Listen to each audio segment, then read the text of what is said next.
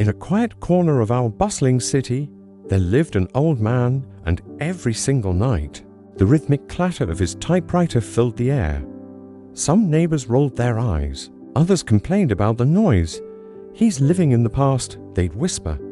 But what they didn't know was that with every keystroke, he wasn't just typing, he was weaving a tapestry of memories, capturing the forgotten love stories and secret histories whispered in the city's alleyways and parks. He poured his heart onto those pages, documenting the soul of our home.